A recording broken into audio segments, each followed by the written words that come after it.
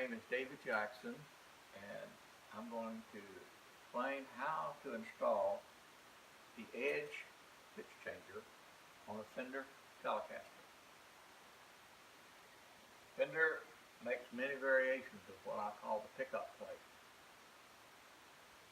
For us to try and guess all the different variations, we've tried, and they still continue to make changes on it, where there's not a standard that we can use. So we require that you take your pickup plate off, remove all the pickups as well as the saddles from it, send us the plate only, and we will make it to where when you receive this, it will go right back into the same mounting holes, regardless of which variation you may have on your Telecaster. A lot of the Fenders come with 6 saddles instead of 3 saddles. We work only with 3 saddles. So when you receive it back from us, it will have 3 saddles installed. You will not use your 6 saddles.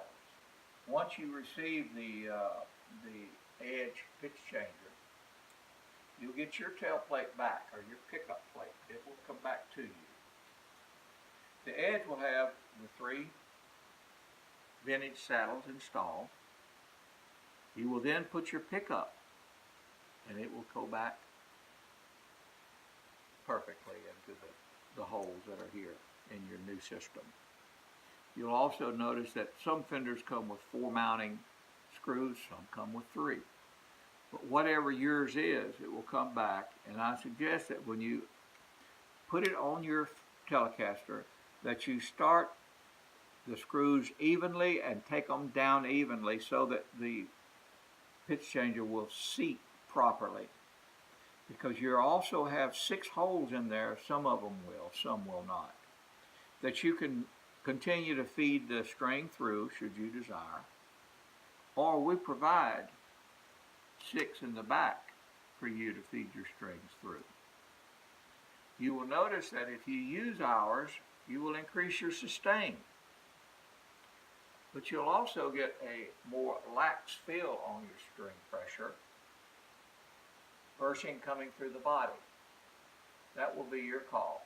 Some like it one way, some like it the other. Personally, I prefer the more sustain and the reaction to the string coming through our tailpiece, our pitch changer. We're setting them up now to where you can do what is being done for some years now. The B changer, which is your 2nd string. Then the new one is the G, as in girl. So you've got one lever that can handle the G, one that will handle the B. Then we add what we call a D drop. And that's the lever here that you simply turn with your arm while you're playing to drop the E to a D. And then you can bring it back to the E. I'm now going to explain how do you tune the levers and the D drop. We start out with an A stop and a B stop. You screw the A stop, or adjust it, I should say, until this lever is free, going down to, say, 1/8 of an inch from the top of the instrument. That sets that. You can do the same over here on the G. Unscrew it until she goes down, and you can set the level of the down stop whatever you like on your hand so that it feels right to you when it's down. That's the purpose of the A stop. Once you set the A stops, you don't need to fool with them again. All right, the tuning pin has 2 purposes. One is to provide a simple attachment for the ball end of the string. There's a pin on the bottom of the tuning pin where you attach your string. The other is it controls the amount of pull that's necessary when you make the change. If you unscrew that, it's going to require more travel here to reach the note from B to C sharp than it is if you screw it down. Some want a softer, longer pull, and if those will unscrew this until the ball touches the bottom of the shaft. That's as long a travel as you can get. Again, this has two purposes. One, attach a string ball to. Second, control the amount of travel necessary or needed on this lever to reach the pitch. You attach the ball string to the bottom of that pin, and then it becomes a variable radius which either increases or decreases the pull of the string. You will push this lever down to its stop, and while holding it on the stop, you will tune the B to a C sharp with your key, the machine head on your key head. I would work it up and down and come back to make sure that the accuracy is there and that the key, the C sharp, is tuned properly with the key. Now when you release this B stop then is adjusted until the C sharp is tuned to a B. I would check it by moving it, and it should be C sharp down, B open. You do the same thing on the G to A. You tune down.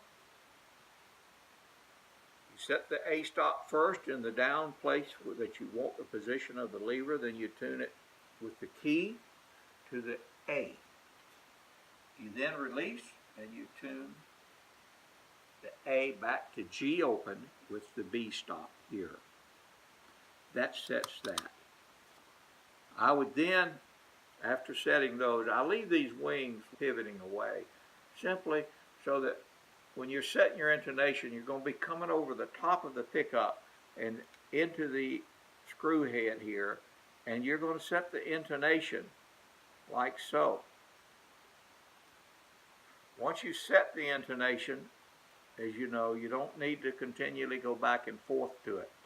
You will find it to be, with the right screwdriver and with considering the string pressure on here, especially if you come up through the body of the guitar, it will be sometimes a little aggravating to set this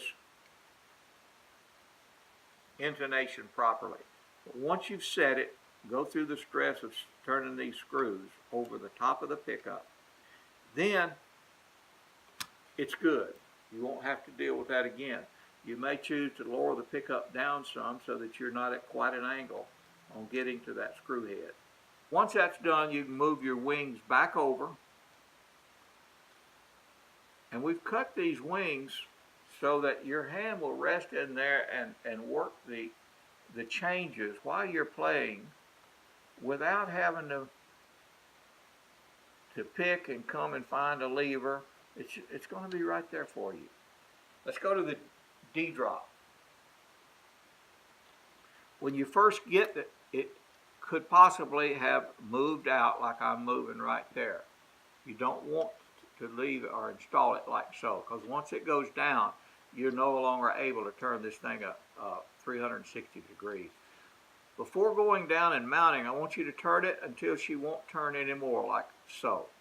Then I want you to back it off just enough so that when it's flat, she'll make it complete travel, unencumbered. Now you're ready to bolt it down to the top of your guitar. This is now adjusted. You feed your string through the hole. It'll come through the groove and over. Secure it to your key and then tune it to an E. With the lever all the way on this, as shown here, you tune E. As you come down, as you make it swing, you'll tune the D with the set screw here. That will adjust the amount that you can drop that E string down.